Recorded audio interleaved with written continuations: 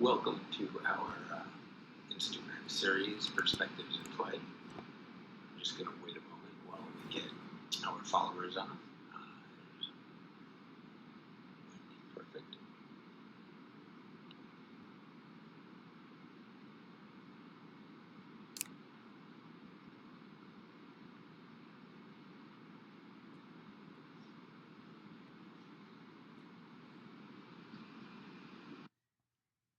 We're just going to wait for Wendy to join us, and then we'll get started. Hi. Hey, Wendy, there we go. So it worked beautifully. I'm on. Excellent. Well, thanks for joining me today. Of course. Excellent. So we can get started. I'm going to do a little introduction to the whole series, and then we'll get started. Okay? Sure. So welcome, everybody. This is the beginning of our series called Perspectives in Play. I'm just going to get this set a bit. And what this series is about is really, it's about play. And play is how kids, they spend their lives, and it's absolutely amazing. If you think about, you watch a child put a block on top of another block, it seems so simple, but then if you really stop and think about it, what they're doing is incredibly complex. It's a miracle, basically. If they're listening to you, a command, or asking them to put something on top of something else, they're getting up, they're picking up the appropriate block, they're then putting the block on top of another block. It's a series of complicated steps, and each time it's just incredible to watch if you really stop to watch a child play. Now, this series called Perspective in Play is what we're doing is we're talking to a series of wonderful therapists, speech therapists, occupational therapists, and physical therapists.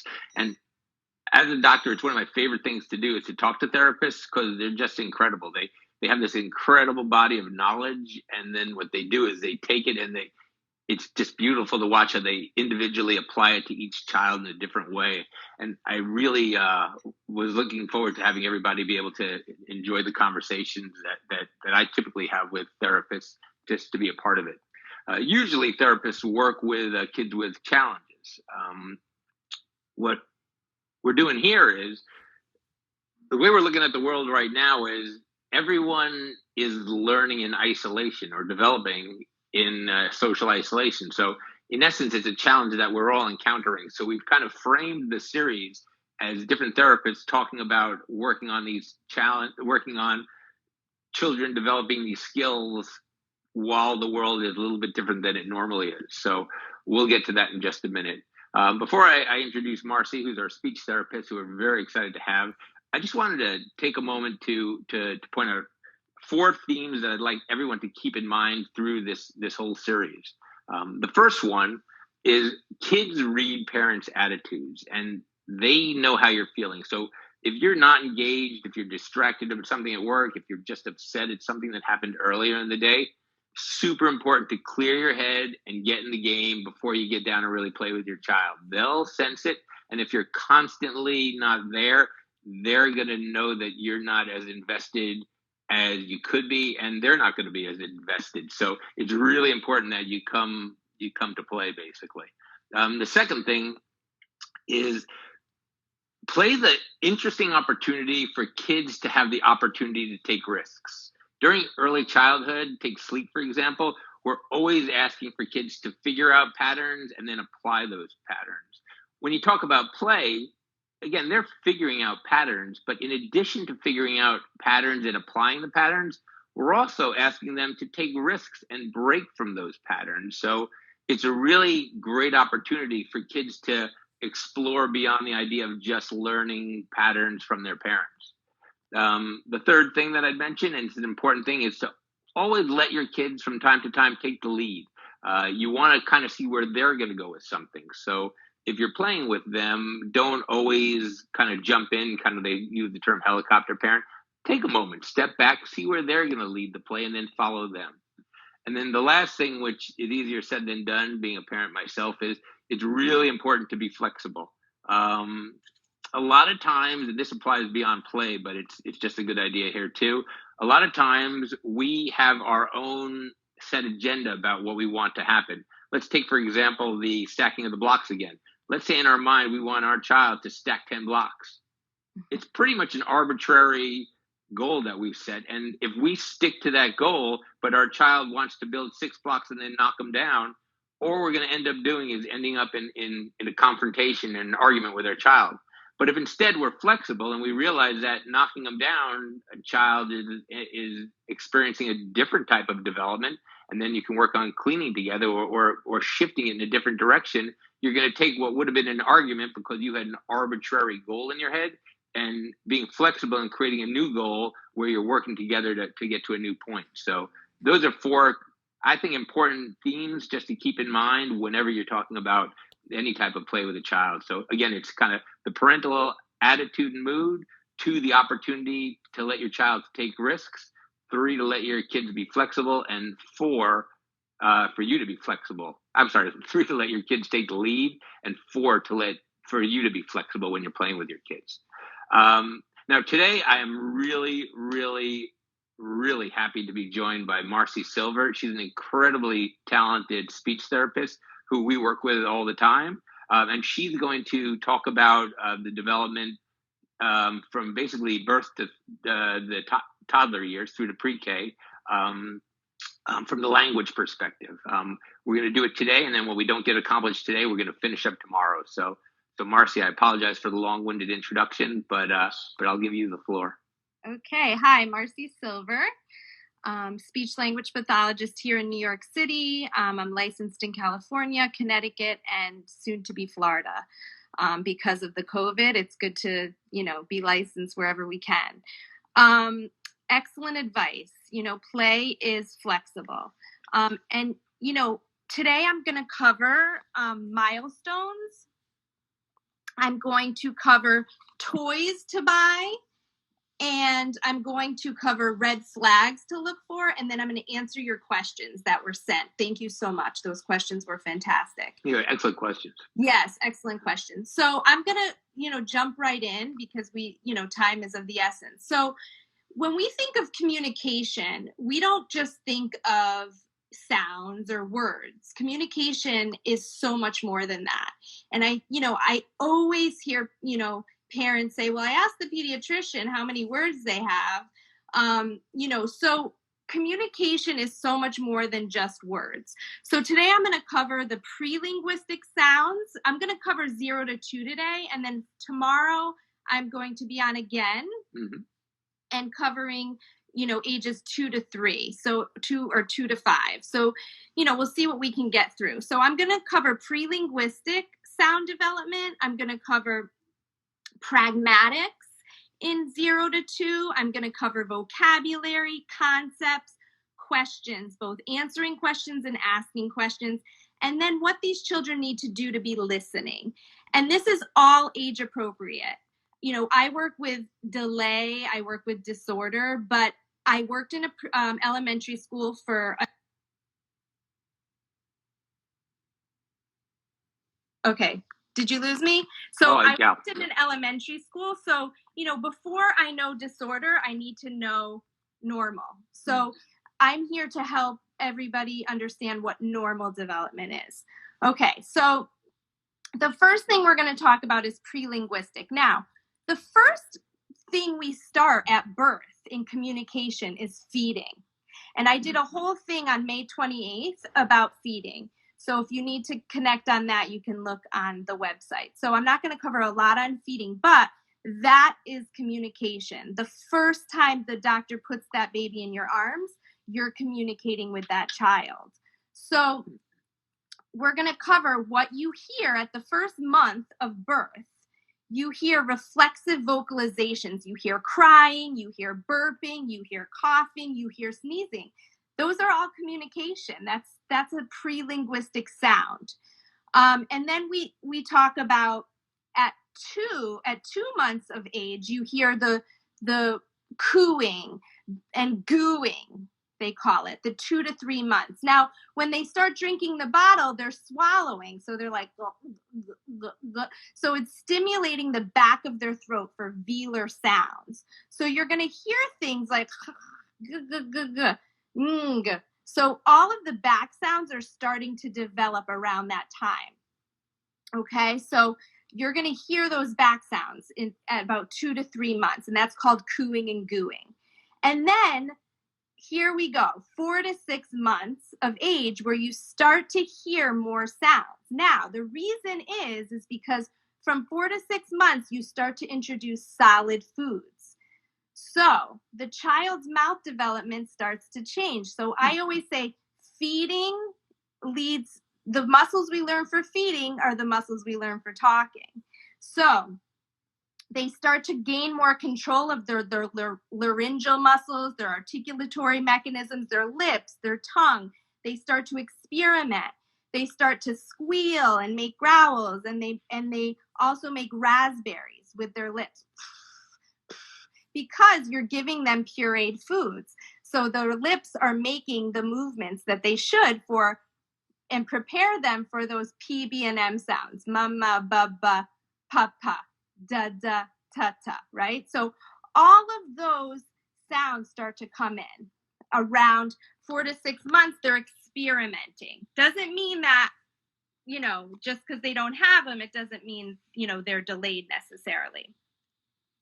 And then we begin to start to put a consonant and a vowel together around 7 to 9 months. And that was one of the questions that I had seen online, is what should my 8-month be doing? So they should be using more adult-like timing. They should be, we call it reduplicated syllables. Mama, baba, dada. Those are called reduplicating syllables. And the vowels that they use are very neutral vowels. Your mouth doesn't really have to do a lot. Your mouth starts to drop up and down. Again, they start to eat biter biscuits. They start to eat crunchy foods. So their mouth changes. So their muscles are growing. Their muscles are strengthening. So that's the pre-linguistic skills that you're looking for. And then by 10 to 12 months, you're continuing to see those syllables, those CV syllables, the consonant vowel syllables. You're starting to see more sounds. You're starting to see the P, B, M, T, G, S, W. With the straw, you're starting to give them straws to drink. First bottle at 12 months, the bottle should start to dissipate and their lips start to form W sounds. So the sounds are developing by 12 months because of the food that we're giving them. And you're also seeing intonation patterns because, when you respond to them, they hear those intonations. So you're going to hear prosody and intonation and almost like a question. They're like, ah, and they're going to start to hear that too and do that too. Okay. So kids, one of the questions was, does my child pick up on phone conversations? All of that. Absolutely. They pick up on everything. They pick up so young as to what communication is. Wendy, do you ever use the term sound inventory? I've always heard that used between 6 months and a year, where kids are acquiring a multitude of sounds and creating their own sound inventory. Yes, exactly. So sound inventory. So sound inventory means how many sounds do they have? How many aren't they saying? So that's super important. So that's 0 to 1 year. Okay. And then, at 1 year, 1 word. I always say, parents, 1 year, 1 word. Okay. By 1 year, 12 months, from a vocabulary standpoint too, I would say they're expressing 2 to 6 words other than mama and dada. Okay. 2 to 6 around 1 year. Again, it ranges. Okay. And then you might have an older child that talks for the child, or, so, don't panic, but that's, there's other factors. They could be bilingual, and I'm going to cover the bilingual, multilingual question, which is, I get it all the time. And I have passion for that. And then at 15 months, and so around then they should have 2 to 6 words. And then by 15 months, they should have about 10 words. Okay. And then 18 months, this is expressively. They're using this expressively. When people say receptive language, that means what do they understand? So they might understand so much more than what they're expressing. But from, 15 months, 10 words, 18 months, 50 words they're expressing. And by 24 months, 2 years, they should have about 200 to 300 words expressively that they're using. Now, some parents are like, well, it kind of sounds like a word, but it's not. And I said, that's a word. We consider that a word and keep making it a word. So if the child says d for door, you say, yes, that's a door. Because a lot of parents think, oh, no, it's not a word. I'm like, it's a word. Just keep making it that word, and make sure they know that. So that's the expressive vocabulary. And we look at pronouns too, right? So we're looking at how their vocabulary, but we're looking at what kind of vocabulary do they have, right? So we're going to look at that in terms of what kind of vocabulary are they using, and we look at that. But again, I want you to keep in mind reference points. 1 year, 1 word. 2 years, 2 words together. They should be using 2 words together at that point. So within 200 to 300 words, they should be putting those 203 words together using 2 to 3 words by 2. Okay, so that's a kind of a good marker for you. Now, I have parents that, there's so many different questions. And I say 2 things. I say, don't wait, evaluate, because it's harmless. Speech therapy is harmless. And the other is, that there is a range, and that's okay too. So I always go by the mother's instinct. If the mother feels like they're delayed, I don't say no to that, because mother's instinct is so important. I've learned that over the years. If a mother is stressed about something or has anxiety about that child, they are usually correct. Yeah. So I always say, absolutely, get it checked out. All we can say is no. So again, 1 word, 1, 2, 2 words. Now, I'm going to cover social language from 0 to 2 years, because, so when I look at language, I look at the form of the language. That's syntax, morphology. Are they using pronouns? Are they using endings? Are they using, so that's when they start to use language. And then I look at content, the semantics, what's in the vocabulary. And then I look at use, that's the social language. Now, we start using social language from birth to 6 months. And that's even, so I'm going to cover pragmatics right now. That's social language. If a child is startled by a sound, that's communicating. So that's pragmatics, like, oh, I'm scared. What was that?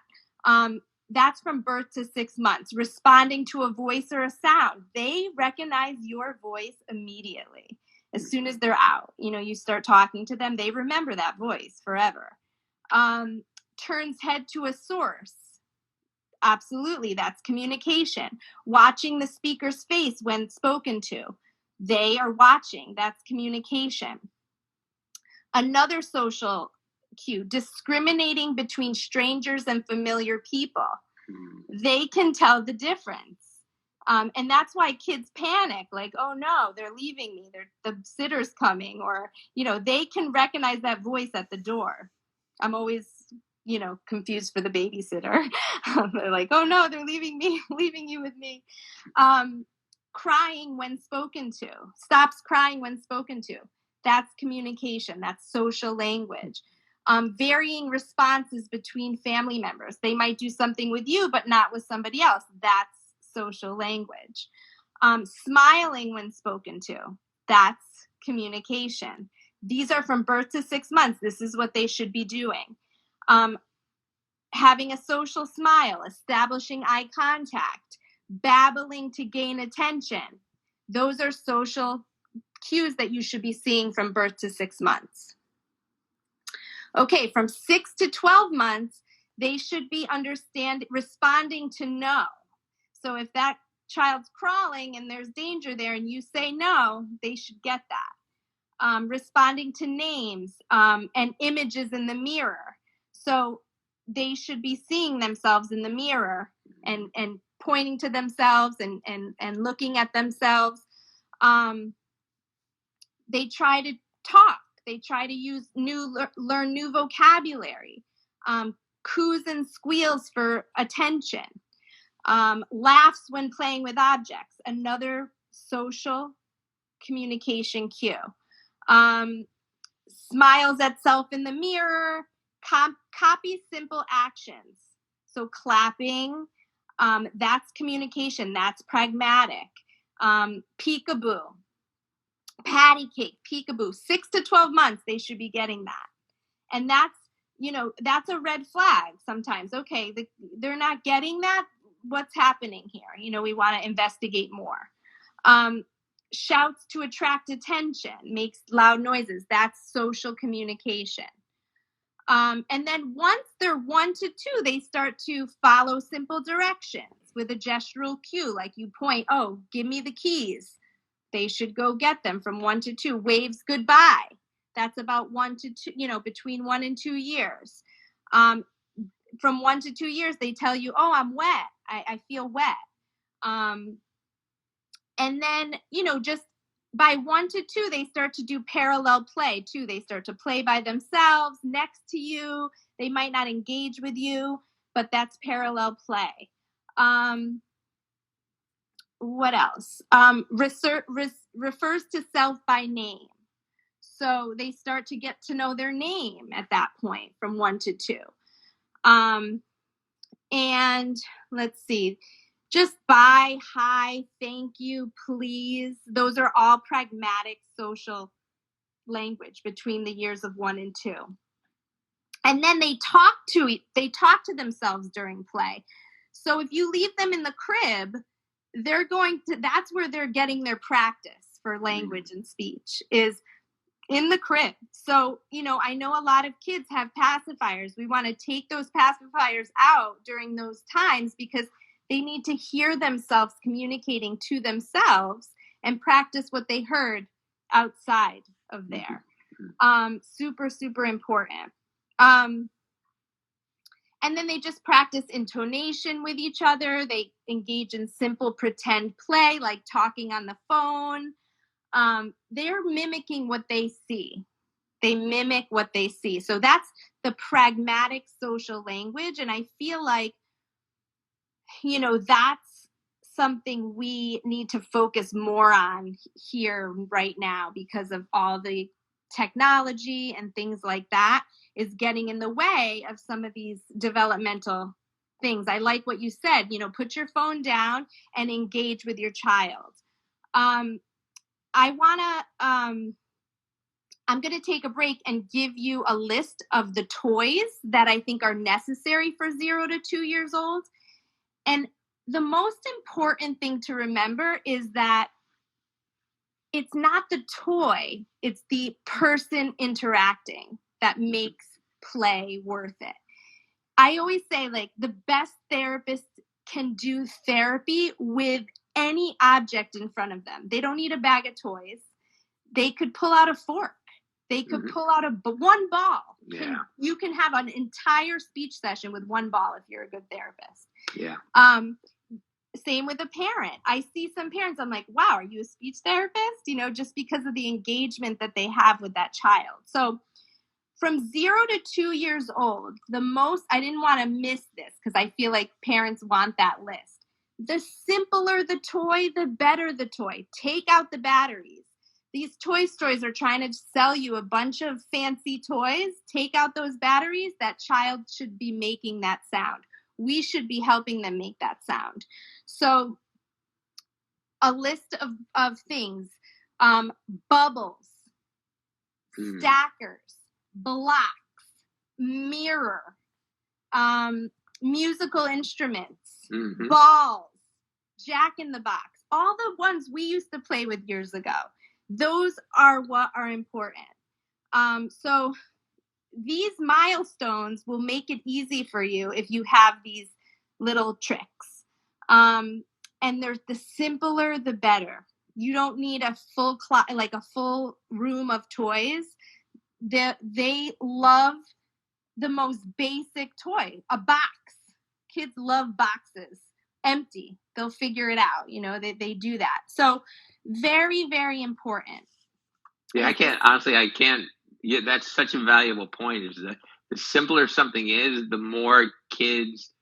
It's almost like when you tell kids to have their own time to drive play. If you give them a simpler toy, it's almost like you're giving them a clear sheet of paper to write their own thing on, as opposed to giving them something complicated where the goal is not up to them.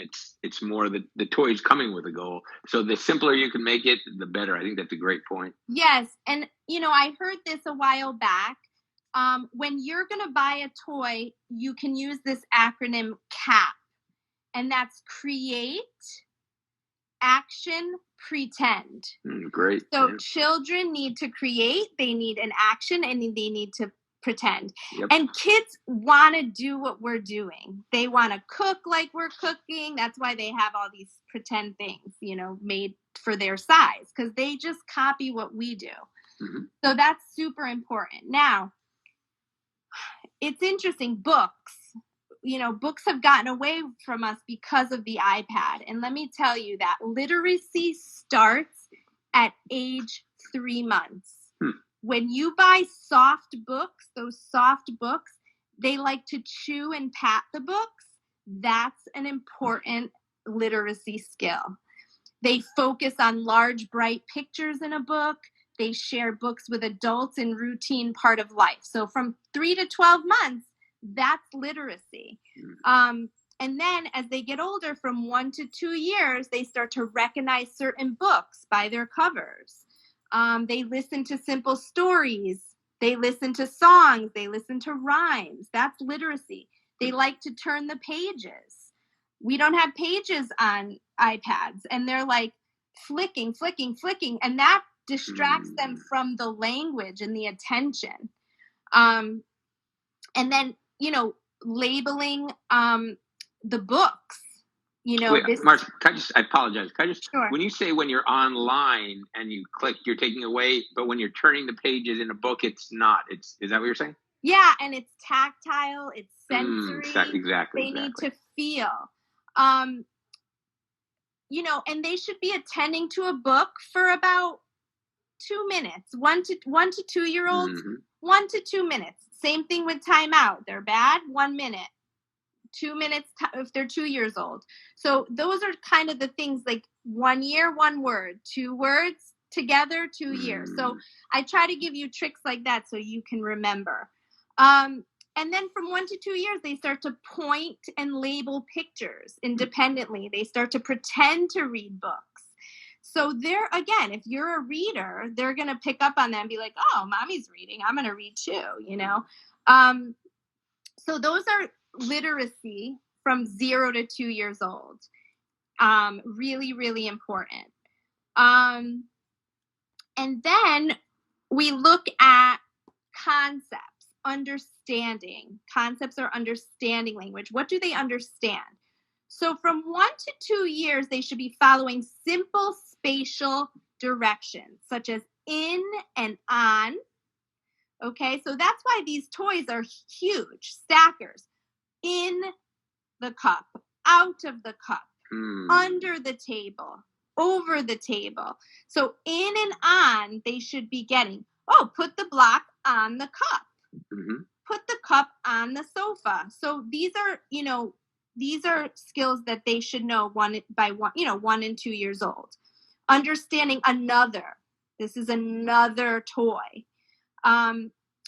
Directional concepts, up, down, stacking blocks. We're putting it up the tower. We're knocking it down. They love knocking it down. So up and down are they should understand them, and then they're going to say them. So most kids understand. Receptive comes first, understanding, and then the expressive comes. And then using on, in, under from 1 to 2 years, those should, be understood and be saying. I have a lot of referrals that say, my kid understands everything. He's just not expressing. Yeah. And there's so many things that could be happening there. But when that happens, if they understand everything, we use a lot of language, too much language sometimes. So I always recommend simplify your language with the child who's not expressing as much. In cup, out of cup, up, on the couch, up couch, down. So simplify, because we know they understand everything. They just need to catch up from a muscle standpoint or a retrieval standpoint, whatever the issue is.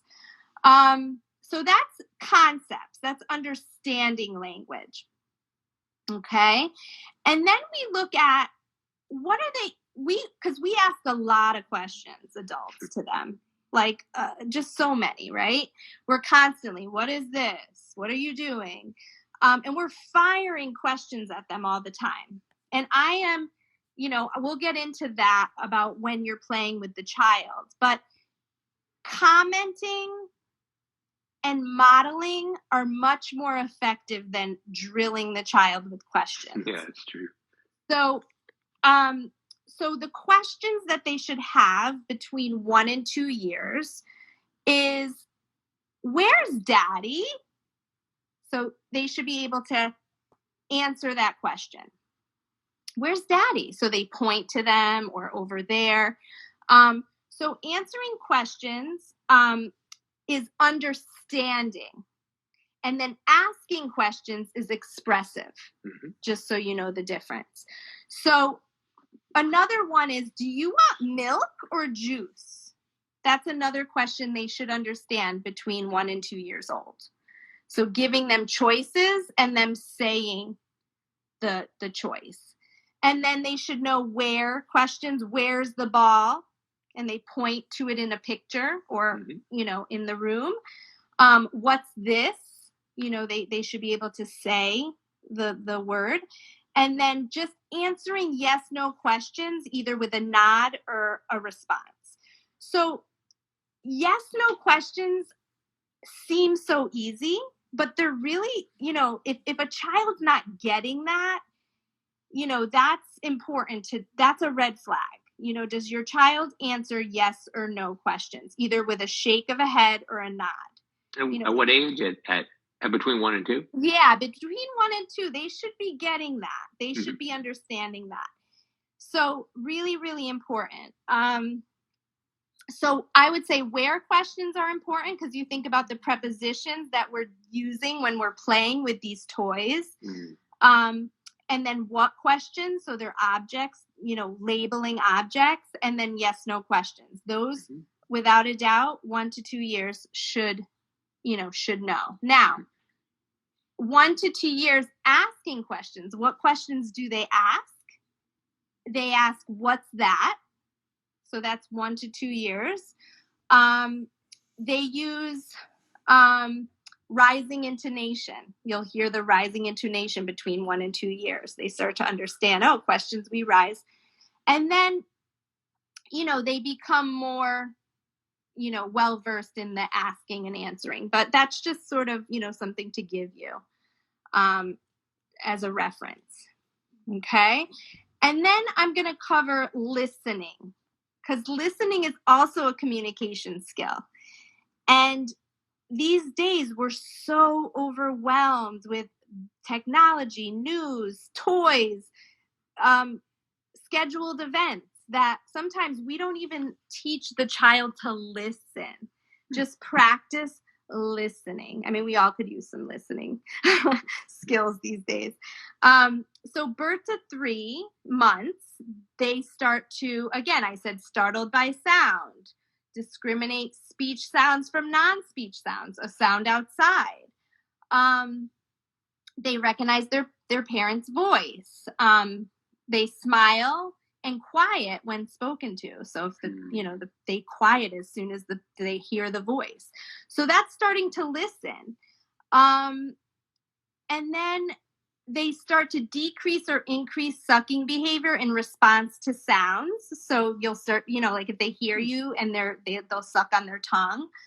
And then from like 3 to 6 months, they start to move their eyes in the direction of the sound. They discriminate between friendly and angry voices. They'll get scared if they hear anger. or if they're friendly, they see a smile. Now, we do hearing testing at a very young age, and that's how they get kids to listen, just to see what they hear.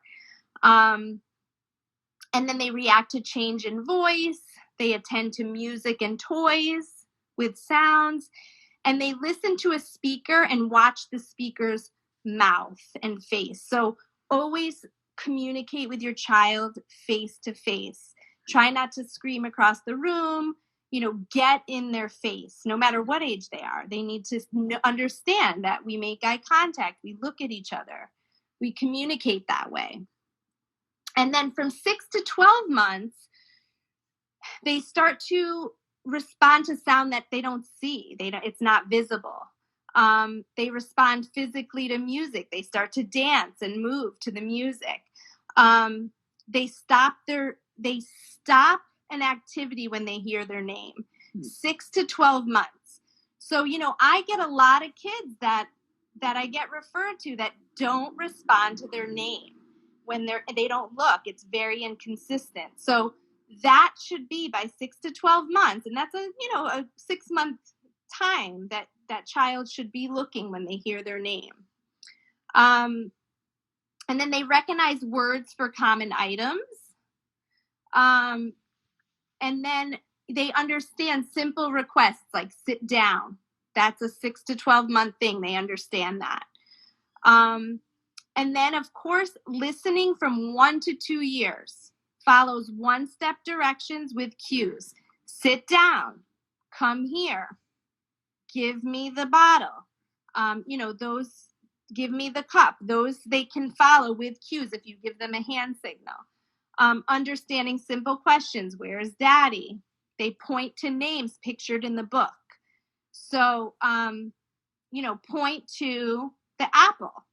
From 1 to 2 years, they should be pointing. And by 6 months, a child should be, we see pointing pretty, actively. Pointing is one of the first lines of communication that children learn. And I see that I get a lot of that too when I get recommendations for language evals. Pointing is super important communication skill, very young. And then they can listen to simple stories by 1 to 2 years. They can follow directions to find 2 familiar objects. So if you ask them to get a banana and a car, bring me banana and car, they can get those things by 1 to 2 years. So that's the listening with children. So all of these things are communication, they're language. And it really, really, they're learning a lot during this period. Now, when you're playing with these children and you're getting this language, like the doctor said, have fun, follow that child's lead. If that child is on the floor, you get on the floor. If that child's rolling, you roll with the child. If that child, wants to cook, you cook with that child. So I follow the child's lead. As soon as whatever house I'm in, if it's, my friend's child, I'm in it with that child.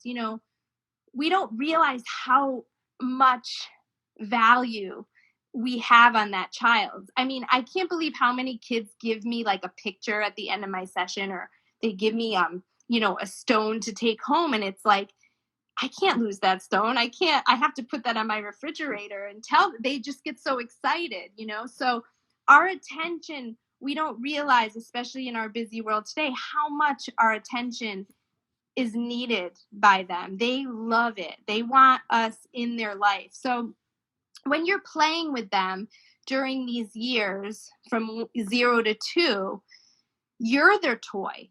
You're a toy. You don't even need toys. And their body is a toy. And from 0 to 2, children rely on their sensory motor system to communicate. So they start learning to walk. So they're independent. So they're walking towards whatever they want you to get. They're crawling towards things that they want you to get. They're just relying on their senses and their motor to communicate. So that's super important for us to know. So that's why I say follow that child's lead. He's not going to know under unless he goes under a table. Mm-hmm. He's not going to know on unless he sits on the couch or on a chair. So these kids learn through doing and acting. When they're walking, model walk instead of, like sometimes what we do is we don't say what they're doing as they're doing it. So give their action a word. Mm-hmm. Walk, up, down. So even if you're modeling that for them, they're going to pick up on that instead of, what are you doing? What's that? Tell them this. Sometimes I've heard that it's good to kind of narrate their play, almost like you're a sports announcer while they're doing something. Exactly. Very, very important. What else? So, some other tools that I wanted to give you before I start answering questions is when the child says a word, expand on that word instead of just saying the word back, especially mm-hmm. when they're 1 to 2 years and they start to put two words together. If they say up, we sometimes want to just imitate them, up, up, up, and then I'll get calls like, oh, they're not adding another, they're only saying one word. Well, when adults communicate, I don't imitate you. I don't repeat you. I expand on what you're saying. So I always tell parents, if they say up, you say on my shoulders. So you keep expanding so that they keep expanding. Other tools that can be helpful are filling in the blanks. So when you sing songs, leave off the last word of the song so that they can put in the word. And then, when you're reading books to them, this is instead of what is this? What is this? We want them to answer that question, but there's other tools that you can use to do that. And I always, I get the iPad, the phone, how much screen time, how much, and I say, you know what? Use your phone as a toy. Talk about the front of the phone, the back of the phone. If that's all you have, you're at an appointment and you didn't bring any toys, label the parts of the phone. Show them how to use the phone. So really, again, the best communicator can give a child language with anything. And I'm trying to think if there's anything else. Oh, so I did want to just cover the red flags that you should know during 0 to 2 years. So in case you are concerned, you can, definitely, talk to your pediatrician, call an early intervention agency, call a speech pathologist.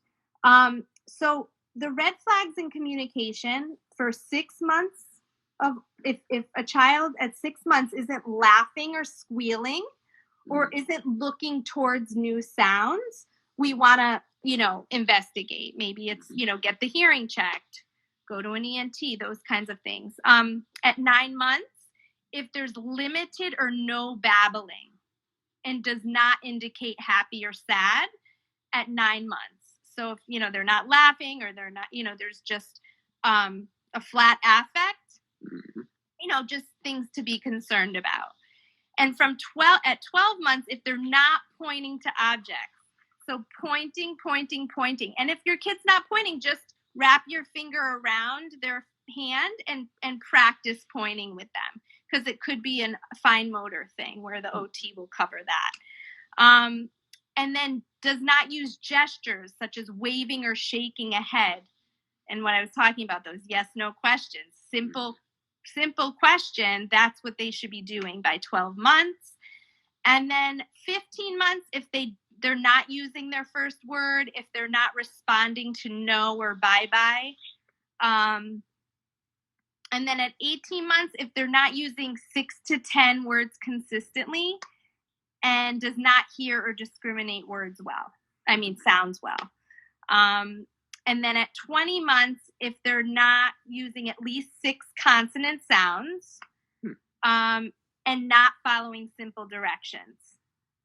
And then 2 years, if they don't have if they have a vocabulary of less than 50 words, and that's from like an expressive standpoint, and then decreased interest in social interaction. So tomorrow I'm going to cover more, 2 on, but they start to really be interested in other people at 2 years old. They start to parallel play and then sort of start to move forward. So those are the red flags.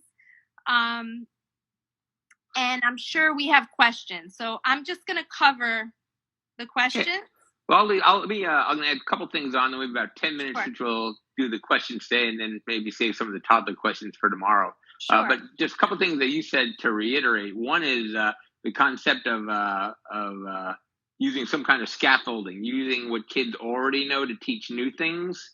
So if a word knows the word cat, but if a baby knows the word cat but doesn't know the word window, if you say there's a cat on the window, they'll pick up the word window quicker than if you were just to say that's a window. So using what they know to get to what they don't know is a nice way. The second thing that I've always felt is important is the concept of laddering, and you touched on this, Marcy, but you always want to bring it down to the level where you're one step of where they actually are, and then you can kind of bring them along, and then constantly always try to stay one step ahead in terms of thinking about how you're playing with them. Now, I'll shoot a couple of the questions to you, and then maybe we'll save some of the others, but thank you very much. That was really helpful. The first one, best sounds to focus on for an 8-month-old. I think you covered that, but maybe just to review it just quickly. Yeah, exactly. 8 months, they should be making all kinds of sounds in their front of their mouth. So p, b, m, d, t. Anything they're eating, you putting puree in front of them, anything sticky, brings their mouth together. You can pull their lips together to make those sounds too. Interesting. Yeah. To kind of bring, so our muscle for PB and M, the muscle comes down at the top and this muscle moves up. So you want to pull it in the direction that it's moving. Got it. Super important. So yeah, those are, they should have a lot of sounds. And then, they're chewing on things. So their mouth starts to move up and down versus suck, swallow, suck, swallow. So that's where they learn those sounds. How about this one? It says, does a child learn from language not directed at him? I'm thinking about if you're talking FaceTime with someone, are they picking up stuff from that or from watching a video? What do you think of that? Yes, absolutely. Kids are so observant. It's interesting. You'll just be shocked at what kids see and what they pick up on, and they want to do what you're doing. So they pick up the phone and they'll pretend that they're talking. So yeah, kids definitely pick up on that. I think one thing that's important, the distinction there, if you're talking to someone via FaceTime, then you're engaged with that person. So you're learning from being engaged with that person. If you're watching TV, you're passively receiving sound. So you can answer this, but I don't think that a passive situation like watching a video would be as helpful as an active experience like being on a phone. Is that safe? Okay. Exactly. And, I'm doing a lot of Zoom sessions now and I'm learning myself on how to best communicate with these kids. And I'm getting a lot of communication if I'm in control of the screen. So they have to ask me to click on play. They have to tell me what color to press. They don't have control. I'm the one in control when it's the iPad this communication they need to learn it too. So, find my eyeballs. I always say that on screen because, they're looking all over find my eyeballs. Like they need simple tasks to teach them how to communicate online. Excellent. And then the question, this is a good question, tips on 2 languages from birth. These people aren't using the one person, one language idea, but what do you do if both parents speak a combination of languages? So I I was trained at Teachers College, and they have a bilingual, multilingual program. I am not bilingual, multilingual, but it does not matter. Children, if you want your child to be bilingual, multilingual, it doesn't matter. They're not going to be confused. It's not going to slow them down. It's actually going to be it'll help them. It only gives them more language, more information, more people to communicate with in life.